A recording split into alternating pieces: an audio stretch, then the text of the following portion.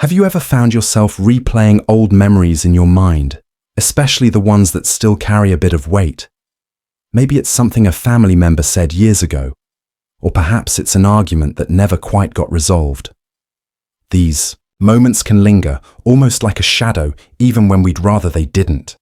If this sounds familiar, you're not alone. Many seniors find themselves reflecting on past relationships as they grow older, and sometimes those reflections come with feelings of hurt or regret. But here's the good news. Forgiveness can be a powerful tool to free yourself from that emotional baggage. And today, we're going to talk about why forgiving family members after 70 is key to emotional freedom, and how you can start doing it.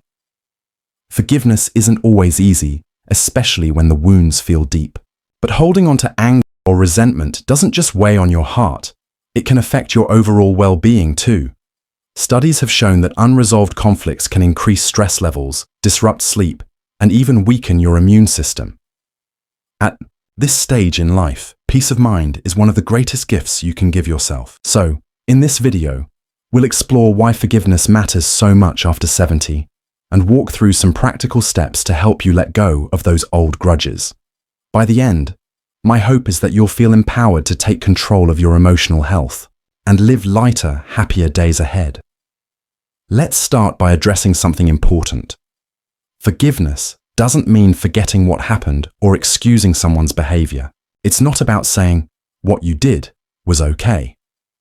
Instead, forgiveness is about releasing the hold those negative emotions have over you. Think of it like carrying around a heavy suitcase for decades.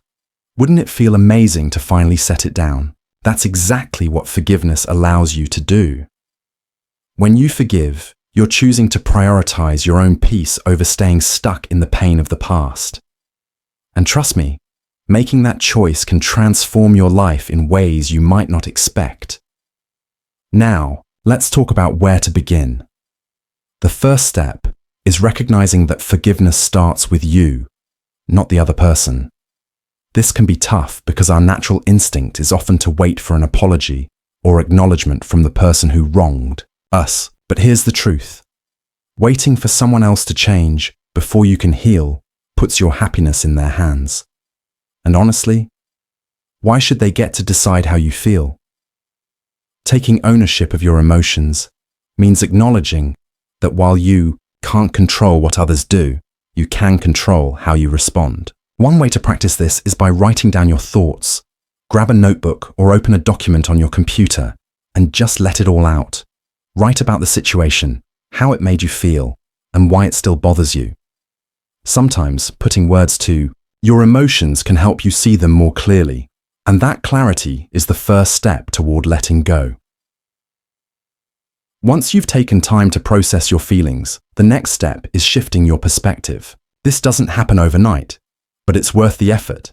Start by asking yourself, what did I learn from this experience?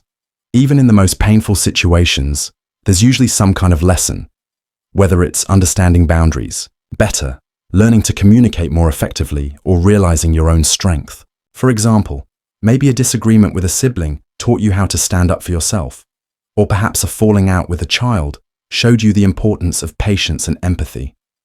Reframing the story in this way helps you focus on growth rather than loss. It's like turning a page in a book. You don't erase the chapter, but you move forward with new insights that enrich the rest of your journey. Now that we've covered the importance of taking ownership and reframing your perspective, let's move on to another crucial piece: setting realistic expectations. Often, we hold on to resentment because we expect people to act differently than they are capable of. Maybe your adult child has a habit of cancelling plans at the last minute, or perhaps a sibling still treats you the same way they did when you were kids. These patterns can be frustrating, but expecting someone to suddenly change after decades of behaving a certain way sets you up for disappointment. Instead, try focusing on what you can reasonably expect and what you're willing to accept. Let's dive into how you can do that next. Setting realistic expectations is one of the most liberating things you can do for yourself. It's about accepting people for who they are, not who you wish they would be. Let's face it, none of us is perfect. And we all have quirks or habits that might rub others the wrong way. When you stop expecting your family members to meet some idealized version of themselves, you take away their power to disappoint you. For instance, if your grandson rarely calls, instead of dwelling on what feels like neglect, remind yourself that he's probably juggling work, school, or his own family responsibilities. Does that excuse him completely? Not necessarily, but it does help you reframe the situation in a way that reduces its emotional impact on you. By shifting your mindset, you're giving yourself permission to let go of unnecessary frustration. Another helpful strategy is setting boundaries. Now, I know this might sound counterintuitive when we're talking about forgiveness, but hear me out. Forgiveness doesn't mean tolerating behavior that disrespects or harms you. In fact, setting clear boundaries can actually make forgiveness easier because it gives you a sense of control over how you interact with difficult people. For example, if a sibling tends to dominate conversations during family gatherings, leaving you feeling unheard, you could politely say something like, "I'd love to share my thoughts too. Can we take turns speaking?" Or, if a child consistently shows up late to events without apologizing, decide ahead of time how long you're willing to wait before moving on with your day. Boundaries aren't about punishing anyone. They're about protecting your peace of mind. And once you establish them, you'll likely find that interactions with these family members become less draining and more enjoyable. Now, let's talk about empathy, which plays a huge role in forgiveness. Empathy isn't about excusing bad behavior. It's about trying to understand where someone else is coming from. Often, when we dig deeper into why someone acted a certain way, we discover factors we hadn't considered before. Maybe your daughter snapped at you during a phone call because she was stressed about finances. Or perhaps your brother made an insensitive comment because he's struggling with his own insecurities. None of this justifies hurtful actions, but understanding their perspective can soften your heart and make forgiveness feel more attainable. One exercise I recommend is imagining yourself in their shoes. Close your eyes for a moment and picture what life might look like from their point of view. Are they dealing with pressures you didn't realize? Do they carry burdens that shape how they treat others? Sometimes, simply acknowledging that everyone has their own battles can open the door to compassion and ultimately forgiveness. As you work through these steps, remember that forgiveness is a process, not a one-time event. There will be days when you feel lighter, ready to move on, and other days when old wounds resurface. That's okay. It's part of being human. What matters is that you keep showing up for yourself, practicing patience, and reminding yourself why emotional freedom is worth the effort. Speaking of reminders, there's another powerful tool you can use to stay focused on forgiveness: gratitude. Gratitude may seem unrelated at first glance, but it's closely tied to letting go of resentment. When you intentionally focus on the good aspects of your relationships, even the challenging ones, you begin to shift your energy toward positivity. Let's explore how cultivating gratitude can deepen your journey toward forgiveness next. Gratitude might sound simple, but its impact can be profound. When you're holding on to hurt or resentment, it's easy to fixate on what went wrong in your relationships. But when you consciously choose to focus on the positives, even if they're small, you start to rewrite the narrative in your mind. For example, maybe your adult child doesn't call as often as you'd like, but when they do, they always ask thoughtful questions about your life.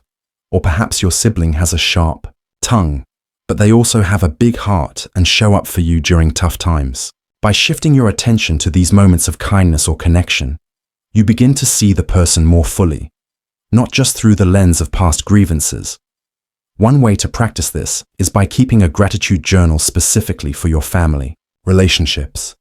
Each day, write down one thing you appreciate about someone in your life, no matter how small. Over time, this habit can help rewire your brain to focus on the good, making forgiveness feel less daunting. Another key aspect of forgiveness is learning to let go of perfectionism, not just in others, but in yourself too. Many seniors carry guilt or regret over things they said or did, or didn't say or do, earlier in life. Maybe you wish you'd been more patient with your kids when they were young, or perhaps there's a family member you never reconciled with before they passed away. These feelings are natural, but dwelling on them only keeps you stuck in the past. Instead, try offering yourself the same compassion you'd give to someone else. Remind yourself that everyone makes mistakes, and you did the best you could with the knowledge and resources you had at the time. If you're carrying unresolved guilt, consider writing a letter to the person involved, even if you can't send it. Pour your heart into the words, expressing your remorse and asking for forgiveness. This act alone can bring immense relief and closure, helping you move forward with a lighter spirit. Finally, don't underestimate the power of celebrating progress, no matter how small. Forgiveness isn't about reaching some ultimate finish line where all your relationships are suddenly perfect. It's about taking steps, sometimes tiny ones, toward peace and healing. Did you manage to set a boundary without losing your temper? Celebrate that. Were you able to reframe a painful memory in a more positive light? That's worth acknowledging, too. Every step you take brings you closer to emotional freedom, and those little victories add up over time. Remember, you're not doing this work for anyone else. You're doing it for you, and that's something to be proud of. As we wrap up, I want to leave you with this thought. Forgiveness is a gift you give yourself. It's not always easy, and it doesn't mean forgetting or excusing harmful behavior. What it does mean is choosing to release the weight of past hurts so you can live fully in the present. By taking ownership of your emotions, setting realistic expectations, practicing empathy, and focusing on gratitude, you're creating space for joy, connection, and peace in your life. These are the things that truly matter, especially at this stage of life. If any part of today's conversation resonated with you, I'd love to hear about it. Share your thoughts or experiences in the comments below.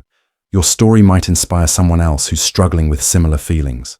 And if you found this video helpful, please give it a thumbs up and subscribe to our channel for more content designed to support your health, happiness, and well-being. Together, we can navigate the beautiful journey of aging with grace and wisdom. Here's to living your best life, free from the burdens of yesterday. You deserve nothing less. Thank you for joining me today. And remember, every step toward forgiveness is a step toward freedom. Until next time, take care of yourself.